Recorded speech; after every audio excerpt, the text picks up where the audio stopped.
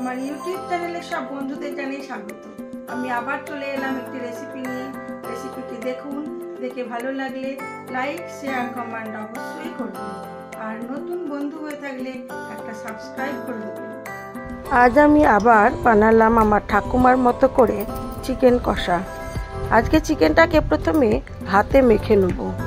নুন, হলুদ গুঁড়ো, লঙ্কার গুঁড়ো, কাঁচা পেঁয়াজ, কাঁচা সর্ষের তেল আর আদা রসুন বাটা দিয়ে খুব ভালো করে মেখে বেশ কিছুক্ষণ রেখে দেব।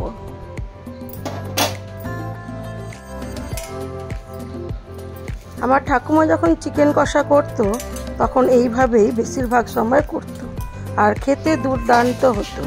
ভাত রুটি সবের সাথেই খুব ভালো খেতে লাগতো। আজ আমি সেই প্রসেসেই চিকেন কষাটাকে করব, তবে আমি একটু আলুও ভেজে রেখেছি আর একটু পেঁয়াজ ভেজে বেরেস্তা করে রেখেছি। কখন কিভাবে ওই বেরেস্তা দেবো সেটাই দেখাবো। মাংসটা আমার ম্যারিনেট করা হয়ে গেছে, আমি এবারে এটাকে কিছুক্ষণ রেস্টে রাখবো।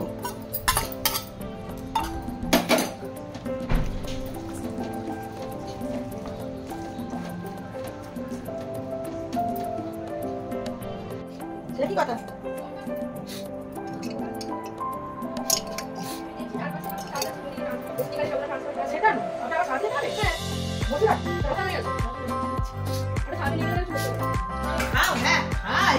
পরিমাণ মতো সর্ষের তেল দিয়ে দিয়েছি, তেলটা গরম হয়ে গেছে।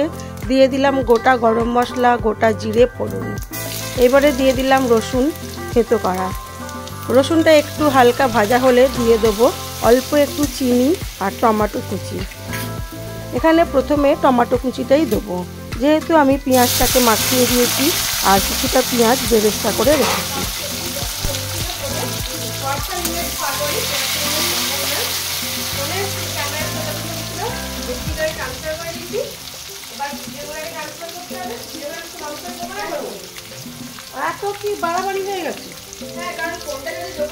টমেটোটাকে নুন দিয়ে ভালো করে কষিয়ে নেব, তারপরে দিয়ে দেবো চিকেনটা।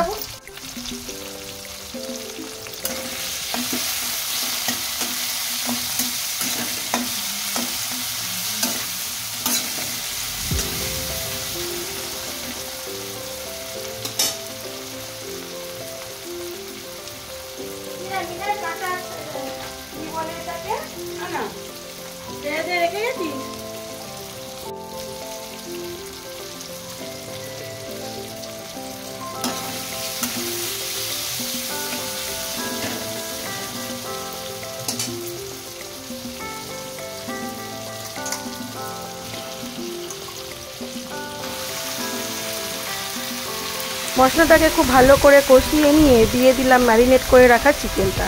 এবারে চিকেনটাকে আমি খুব ভালো করে কষাতে থাকবো। যতক্ষণ না চিকেনটা কষা হয় ততক্ষণই কষাবো, এবং তারপরে পরিমাণ মতো জল দিয়ে এটাকে কিছুক্ষণ হতে দেব।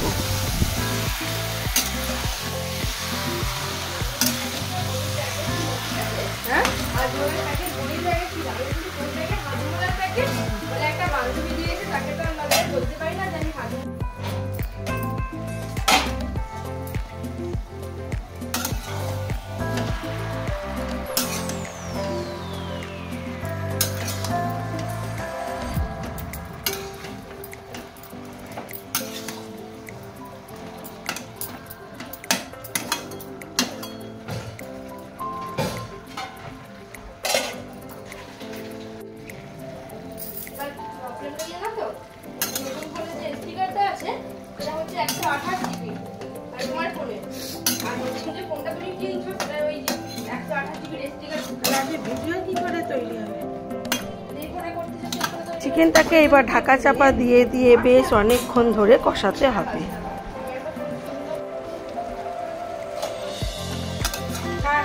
আমাকে খেলি খেলি হয়নি, আবার বাচ্চাদের খেলানো শুরু হয়েছে।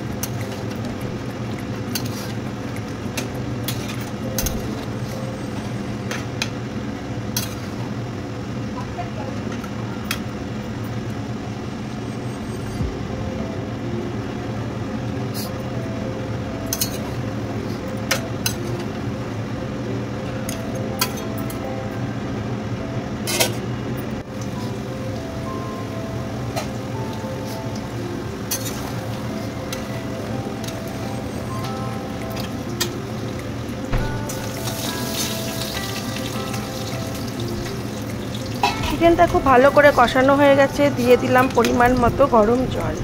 এইবারে এটাকে বেশ কিছুক্ষণ হতে দেব, দিলেই হয়ে যাবে টেস্টি টেস্টি চিকেন কষা।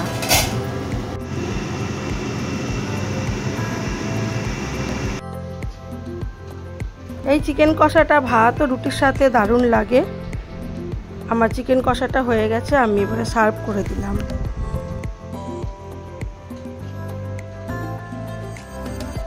আমার আজকের লাঞ্চ মেনুতে ছিল সাদা ভাত, শাক ভাজা, ঢ্যাঁড়সের তরকারি আর চিকেন কষা। আজ এইটুকুই। সবাই ভালো থাকবেন, সুস্থ থাকবেন, নিজেদের খেয়াল রাখবেন।